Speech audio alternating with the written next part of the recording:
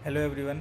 Town hall की इस video में हम लोग सबसे पहले बात करने वाले हैं CEO and self growth application पे।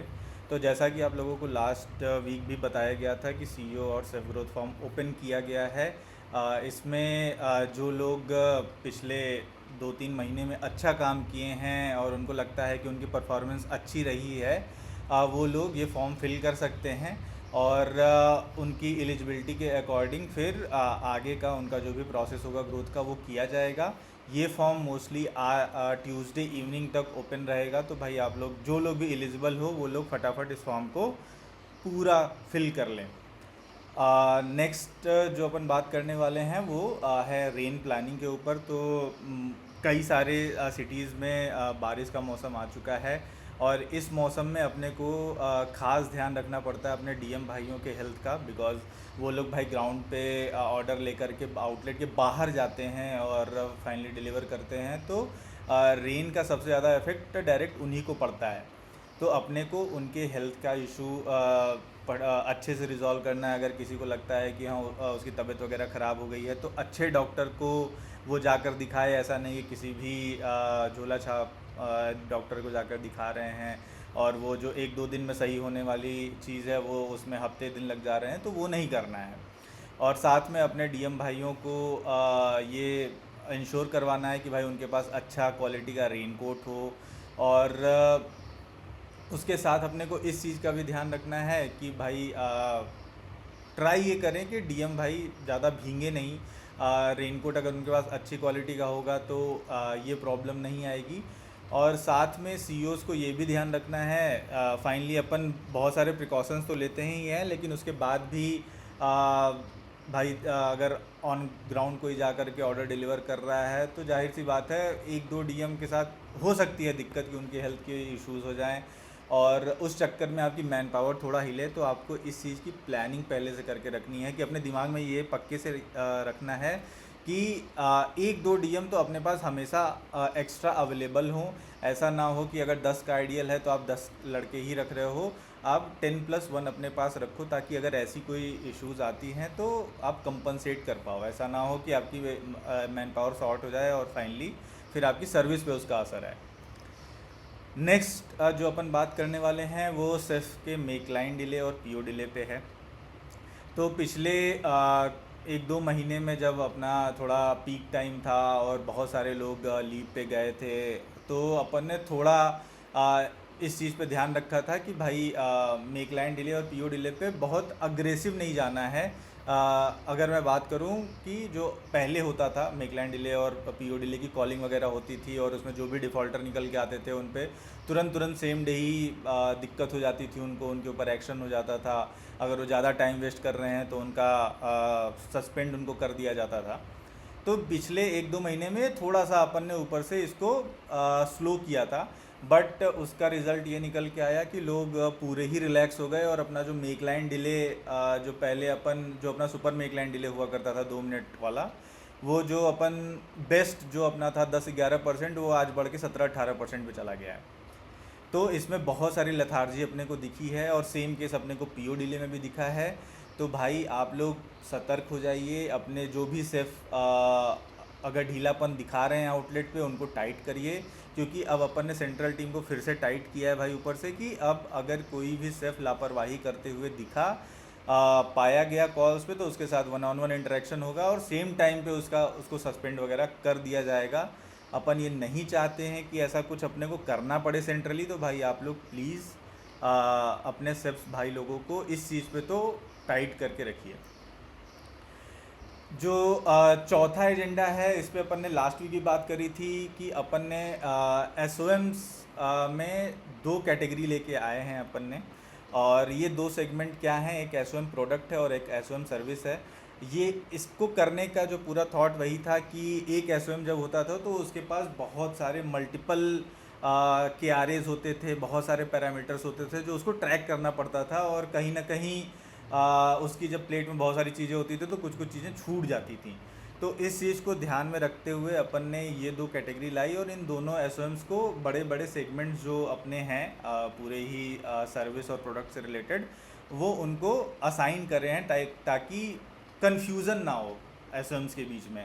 जो एस प्रोडक्ट का है उसका एकदम क्लियर किया रहे कि भाई उसको प्रोडक्ट साइज़ की चीज़ों का ध्यान देना है कि प्रोडक्ट की क्वालिटी आउटलेट से अच्छी हो। अब बन के निकले सारे प्रोडक्ट्स हाइजीन आउटलेट का मोटा मोटा अच्छा हो, इन्वेंट्री में कोई भी मचान ना चल रहा हो, ऐसा नहीं कि बहुत चोरी चकारी चल रही है, वो इन्वेंट्री का ध्यान रखेगा और साथ में डाइनिंग एरिया पे से रिलेटेड जो भी चीज़ें हैं उसको ड्राइव कराएगा। तो एस प्रोडक्ट के ये कुछ कुछ काम है। उसके बाद जो एस सर्विस साइड वाला है उसको भाई अपन ने पूरा पूरा बोला है कि भाई वो जो सर्विस एंड का जो भी पूरा है कि सर्विस कैसे चल रही, लेट ऑर्डर्स वगैरह कंट्रोल्ड हैं या नहीं है, जीरो डीएम्स नहीं हो रहे हैं, अपने डीएम्स की जो स्ट्रेंथ है वो मोटा माटी उसने पूरा करके रखा हुआ है, और पीओ और मेक लाइन डिले ये वो कंट्रोल करके रख रहा है, क्योंकि पीओ और make line delay directly relate करते हैं अपने सर्विस से। तो अपन ये वाला जो दो पैरामीटर है ये भी एस सर्विस को ही दे रखेंगे भाई, अगर पीओज ऑन टाइम बन जाएंगे, मेकलाइन एंड पे कोई लथार्जी नहीं होगी, ऑर्डर्स मोटा मोटा टाइम से बन के निकलेंगे, तो अपनी सर्विस अच्छी रहेगी एक लेवल तक। तो अपन ने ये दो पार्ट में एस को सेगमेंट किया है और इनके ये मोटा मोटा काम अपन ने बताए हैं, और लास्ट वीक से ही इस पर काम शुरू हो चुका है। आप लोगों को भी आई थिंक उस तरीके से इंटरेक्शन शुरू हो गया होगा आउटलेट पे कि प्रोडक्ट से रिलेटेड जो भी बातें होंगी वो एस प्रोडक्ट वाला आपका कर रहा होगा, और सर्विस साइड की जो भी डिस्कशंस हो रहे होंगे आउटलेट पे वो एस सर्विस कर रहा होगा। और इसमें एस सर्विस का जो मॉर्निंग वाला एक अपन बोल रहे हैं कि काम है, जो पहले सीईओज इस पे पूरा पूरा ऑन टॉप रहते थे, अपन ने उनको गाइड कर रखा था कि भाई मॉर्निंग में अगर अपनी मॉर्निंग की प्रिपरेशन सही हो जाती है तो अपना दिन पूरा पूरा ठीक ठाक जाता है।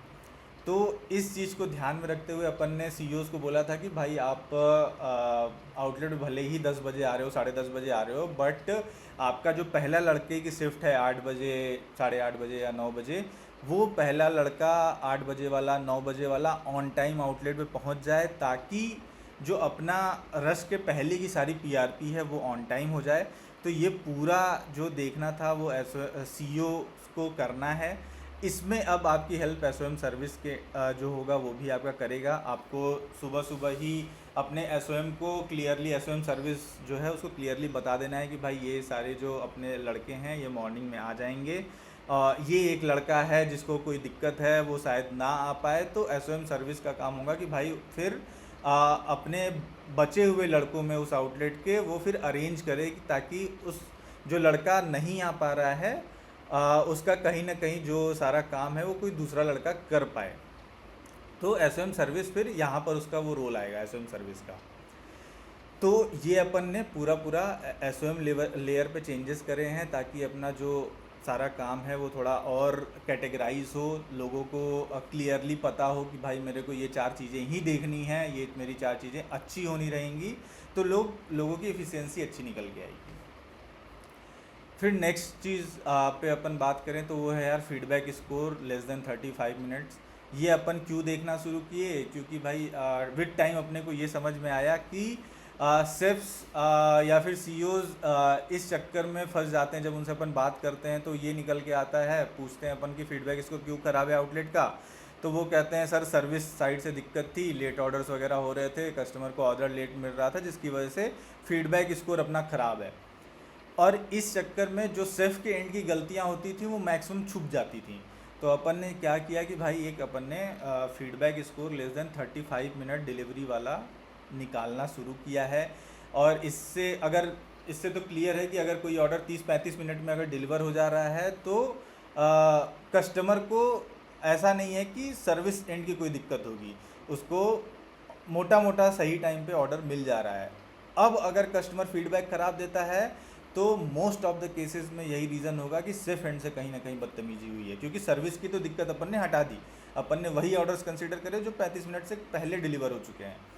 अब अगर उन ऑर्डर्स में जो 35 मिनट में डिलीवर हो चुके हैं उसमें अगर कहीं पे दिक्कत है तो भाई इसमें तो फिर सेफ पकड़े जाएंगे कि भाई सेफ एंड की कहीं ना कहीं दिक्कत हुई होगी, तभी ये वाला फीडबैक स्कोर ख़राब चल रहा है। तो जिन भी आउटलेट में ये feedback score less than 35 minute वाला ख़राब चल रहा है उन आउटलेट्स के को भाई पक्के से दिक्कत होने वाली है। अपन लगातार इस पे अब आगाह करना शुरू कर दिए हैं।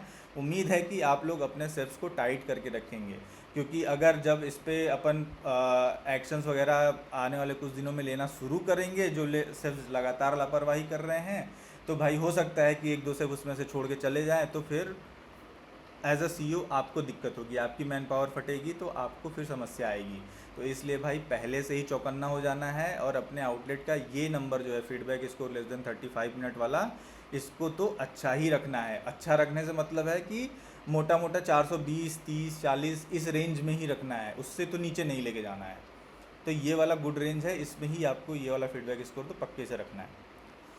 फिर नेक्स्ट थिंग जो अपन बात कर रहे हैं वो डीएम हायरिंग के रिलेटेड है भाई। अगेन ये काफ़ी इंपॉर्टेंट है, और इसमें अपन ने लगातार पोस्टर की एक्टिविटी शुरू करी थी, बट विद इधर बीच ये निकल के आया कि रेन में पोस्टर वगैरह गीले हो जा रहे हैं, तो लोग लगाना ही बंद कर दिए हैं। तो भाई ऐसा नहीं करना है। अगर पोस्टर वगैरह गीले हो जा रहे हैं तो भाई आप पैम्फलेट बांटो, ठीक है।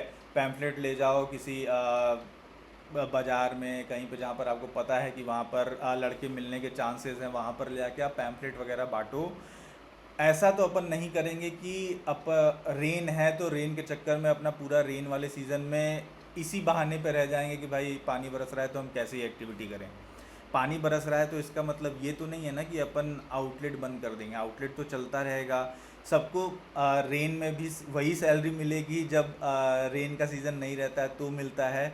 तो भाई इस चीज़ को तो अपने को ध्यान देना है कि बारिश हो रही है, ठीक है थोड़ा टफ है, बट अपने को थोड़ा और एक्स्ट्रा एफर्ट मारना पड़ेगा। बट अपने को ये जो डीएम्स की हायरिंग का नंबर है फटाफट क्लोज करना है। और इसमें अपन ने सीनियर हायरिंग कैप्टन को तो लगातार लगा ही रखा है, और सीनियर हायरिंग कैप्टन अगर कहीं पे भी अच्छे से काम कर रहा है तो उसको रेफरल्स के तो बहुत सारे पैसे मिल रहे हैं, क्योंकि भाई हर एक डीएम को ज्वाइन कराने पे 5,000 रुपये रेफरल मिल रहा है, जो कि एक अच्छा खासा अमाउंट है। अगर कोई 3-4 लड़के ज्वाइन करा दे रहा है तो भाई 15-20 हज़ार तो फोकट के मिल जा रहे हैं। तो डीएम हायरिंग पे भाई पूरे डीएम मैन पावर को अच्छे से लगाइए, वो लोग ग्राउंड एक्टिविटी खूब फटाफट अच्छे से करें, ताकि भाई ये जो हायरिंग का काउंट है ये अगले कुछ दिनों में कंप्लीट हो जाए। फिर अगली एक चीज़ है यार, इन्वेंट्री वेरिएंस से रिलेटेड अपन लगातार ही आप लोगों को समझाते रहते हैं, ग्रुप कॉल पे समझाते रहते हैं, टाउन हॉल पे समझाते रहते हैं।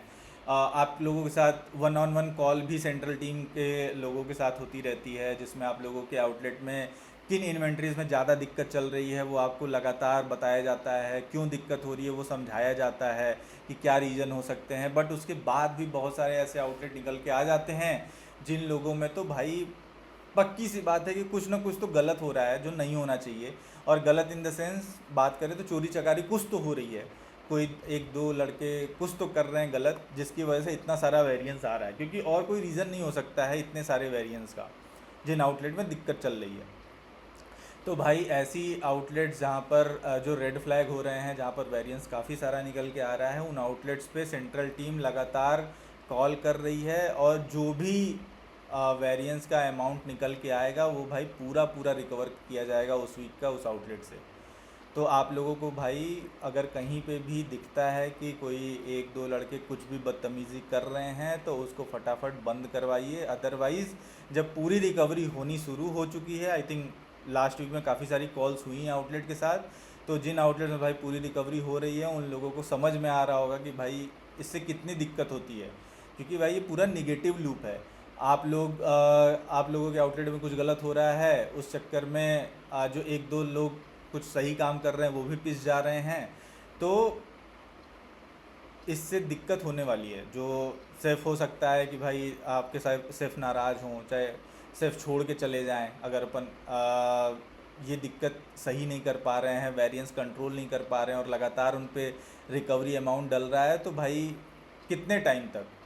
तो इस चीज़ को ध्यान रखिए, अपने आउटलेट में भाई वेरिएंस नहीं आने दीजिए, ताकि आप लोगों के ऊपर कुछ ऐसा एक्स्ट्रा डिडक्शन लगाने का भाई ज़रूरत ही ना पड़े। और लास्ट पॉइंट ये है भाई, डाइनिंग एरिया के मेंटेनेंस से रिलेटेड। सबको पता है रेन का टाइम है, डीएम्स वगैरह बाहर जाते हैं, अंदर आते हैं, उनके जूते वगैरह गीले होते हैं या फिर उन्होंने क्रॉक्स पहन रखा है वो गीला होता है, और फिर वो जब वैसे ही गीले फुट आउटलेट के एरिया में चलते हैं तो जाहिर सी बात है थोड़ा गंदगी होती है। तो अपने को इस टाइम पे थोड़ा और कॉशियस रहना है, अपने को डाइनिंग एरिया तो हमेशा क्लीन रखना है, ताकि ऐसा ना हो कस्टमर आए तो उसको पहले ही आते ही दिख जाए कि पूरा कचरा फैला हुआ है, पैर के निशान पड़े हुए हैं, धब्बे पड़े हुए हैं, और एक गलत इम्प्रेशन जाए अपने ब्रांड का।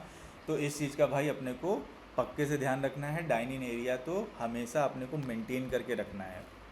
तो इस वीडियो में, इस टाउन हॉल में मेरे को यही सारे एजेंडाज पे बात करनी थी। आई होप आप लोगों को क्लियर हो गया होगा। Thank you.